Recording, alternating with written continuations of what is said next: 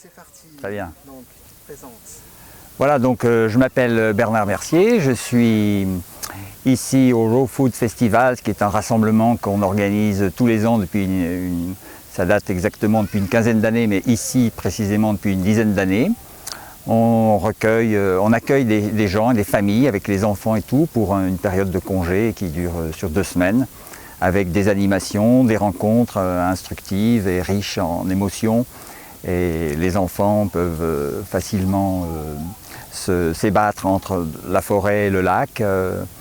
C'est un espace qu'ils s'approprient facilement. Tout le monde est dans la détente et puis on a un approvisionnement qui est organisé collectivement, qui est fait de merveilles de la nature, de fruits, de légumes, de fruits tropicaux, de produits secs, etc., qui ravit tout le monde.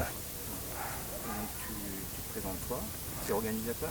Voilà, donc je suis l'organisateur avec d'autres amis qui assurent différentes fonctions dans le rassemblement et assurent l'approvisionnement dans cette nourriture merveilleuse. Et puis j'ai des collègues qui s'occupent plutôt des germanophones, moi je m'occupe plutôt des francophones. Et puis il y a quelqu'un qui s'occupe d'un petit site qu'on a pour exprimer ce qu'est le rassemblement et puis prendre les inscriptions, etc., quoi. Tout le côté matériel, le côté logistique. Sinon, le groupe, la vie s'organise de façon un petit peu autogérée. Les personnes qui ont envie de transmettre leur savoir ou leur connaissance ou de partager leur expérience ou d'animer des séances d'animation, de relaxation, de tai chi, de qigong ou toutes les disciplines nouvelles qui existent au monde, eh bien, ils peuvent proposer, trouver des étudiants, des élèves qui les suivent et puis voilà, tout se passe dans le plaisir de l'échange, le plaisir de la rencontre et la bonne humeur. Et toi, tu fais aussi des stages?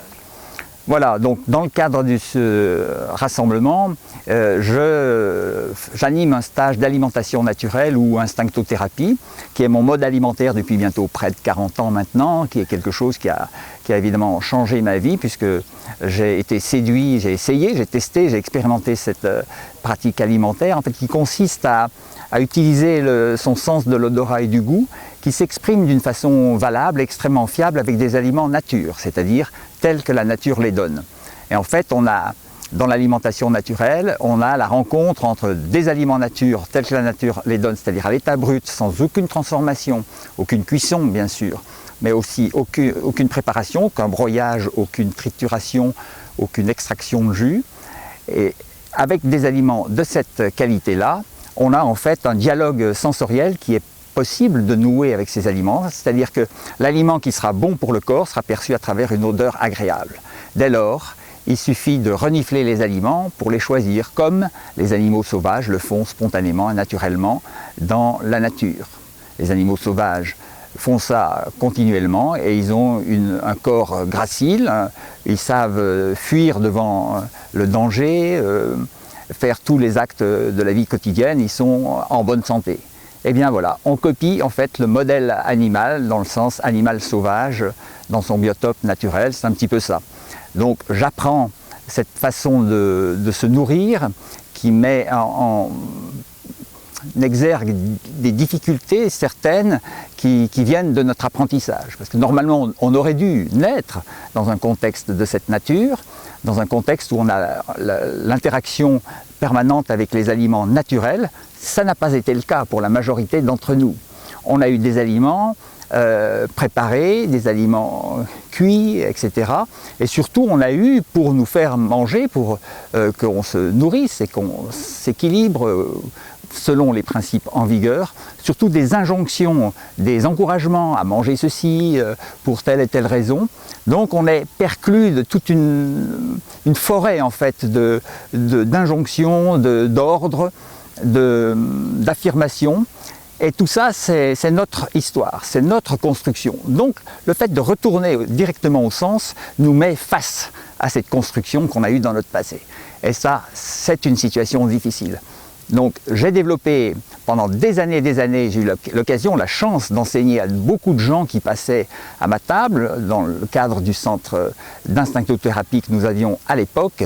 Donc j'ai développé le goût de transmettre cette chose-là, d'interpréter les réactions des uns et des autres, de les encourager, de les soutenir pour qu'ils reprennent confiance dans les indications données par leur odorat et par leur goût, et aussi par les réactions métaboliques du corps.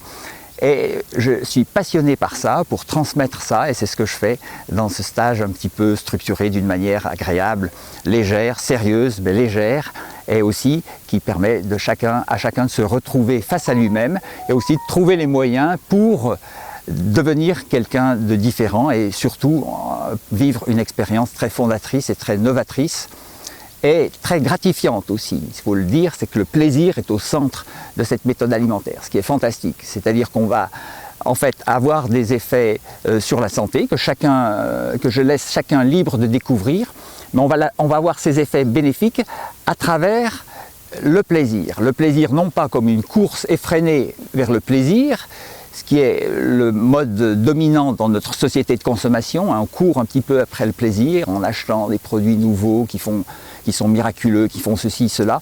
Non, ici on va apprendre à obéir au plaisir, à recevoir le plaisir par l'interrogation vis-à-vis des aliments nature et l'obéissance des réponses qui nous sont données par l'odorat, le goût et les réactions métaboliques.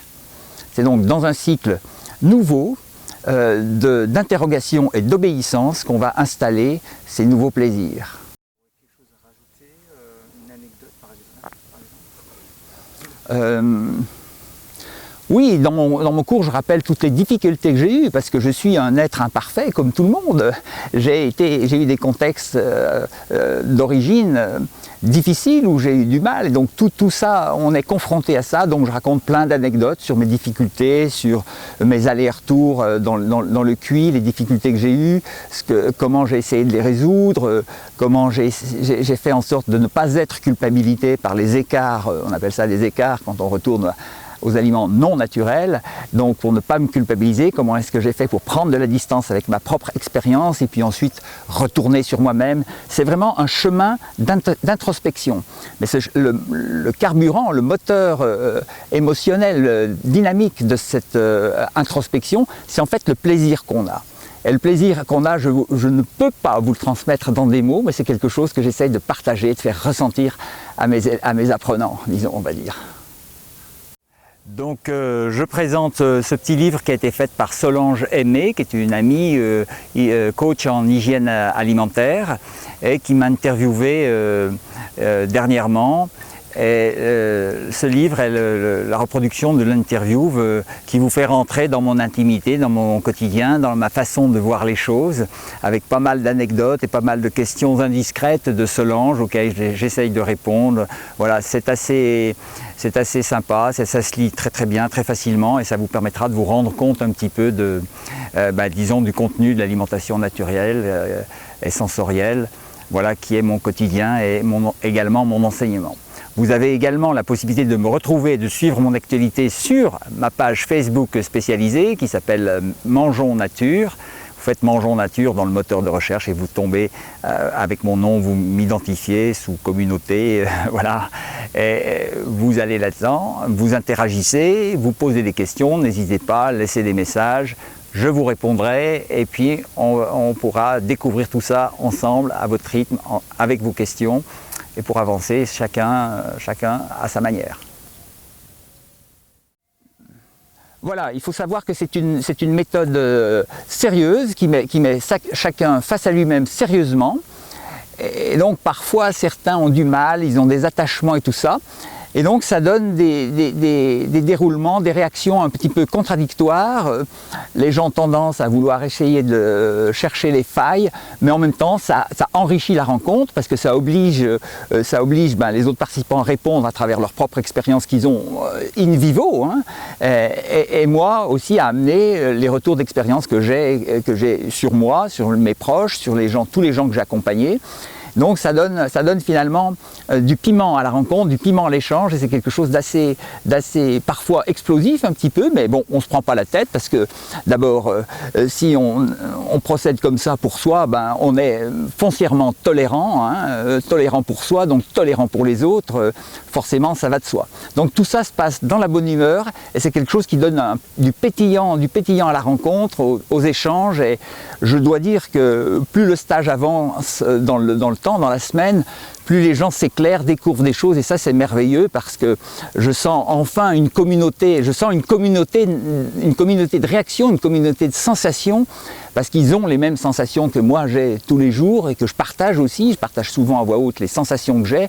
Je leur montre par exemple les phases lumineuses que j'ai quand je les ai à table, les phénomènes qui se manifestent à ce moment-là, les phénomènes métaboliques et physiologiques qui se manifestent, je leur montre in vivo, et c'est ça qui est bien. Donc il y a une parole, et en même temps dans la parole que je dis, je leur demande de ne pas croire à ce que je dis, mais de croire plutôt à leur expérience. Voilà, donc ça c'est assez bien apprécié. Voilà, j'arrive à faire passer pas mal de choses et je veux dire que c'est très gratifiant de pouvoir transmettre cette expérience, parce qu'après tout, tout ça c'est pas simplement pour moi, je ne le garde pas pour moi égoïstement, et mon plus grand plaisir c'est de le partager avec tous ceux qui s'y intéressent. Merci Bernard. Avec plaisir, Christophe.